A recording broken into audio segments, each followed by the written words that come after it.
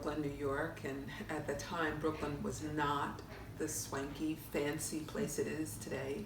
It was a place that you really wanted to leave and leave very quickly. So I did a lot of running, and I ran from Brooklyn to undergraduate school, and then graduate school and law school to the very big and important job as a lobbyist and a lawyer.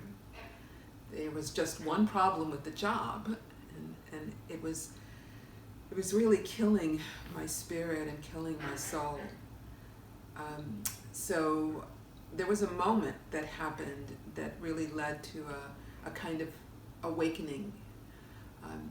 It was a really stressful time in my career, and I decided to take myself on a vacation, to go to the mountains.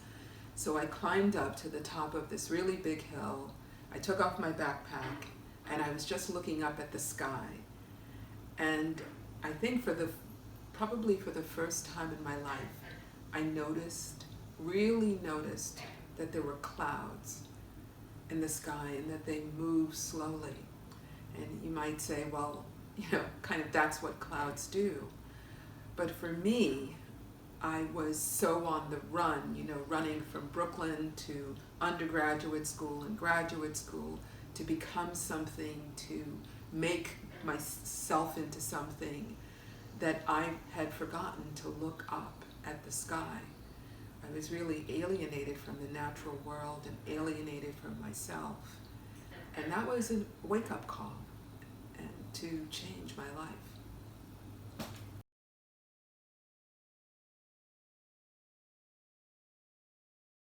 So when I realized, when I had this kind of wake-up call in my life, I was just at a crisis point.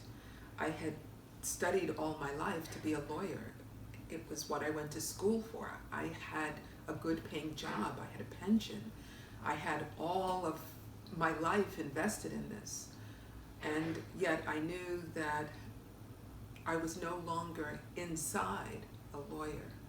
And so I decided to figure out who I really was.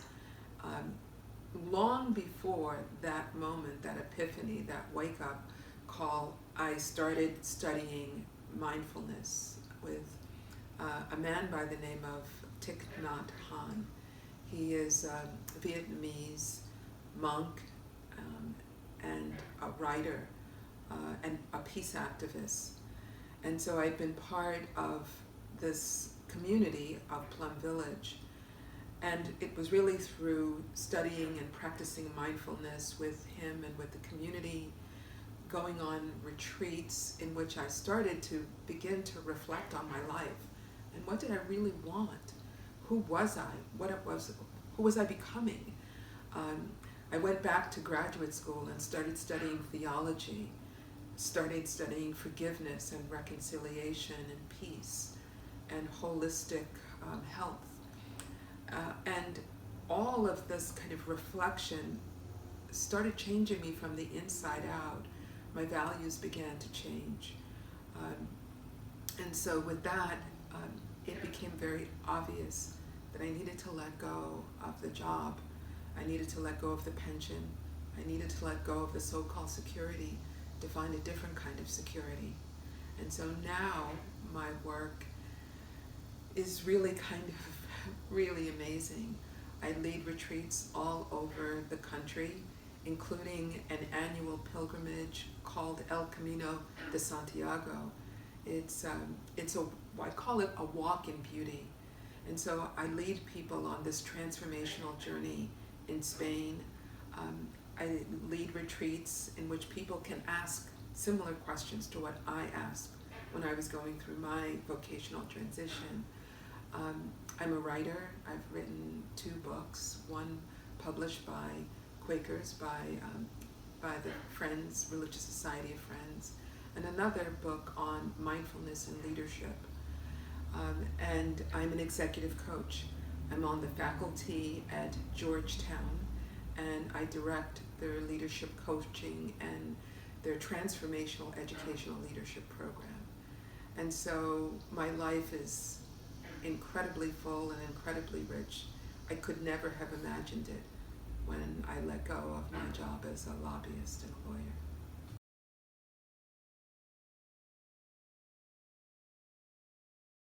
So I'd like to speak a little bit about the company that I founded once I transitioned from my high-powered career, high-pressure career as a lawyer and a lobbyist representing lawyers. It took me a while to figure out the direction in my life and really my gifts to the world and my genuine service, to be of service to people, which was really a central and a core value that I have. The company that I founded is called Lead Smart Coaching. And the centerpiece of the work that we do is one, executive coaching. And we do executive coaching for people who are in vocational transitions, people who are transitioning and want to know just how to live a healthier life.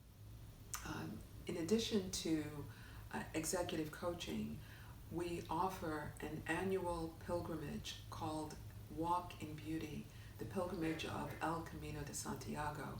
And I have to say, hands down, this is the most transformational offering that we have in the course of the year. El Camino de Santiago is a pilgrimage in northern Spain that's existed for more than 1,000 years. And what we do is prepare people in body, mind, and spirit for this pilgrimage.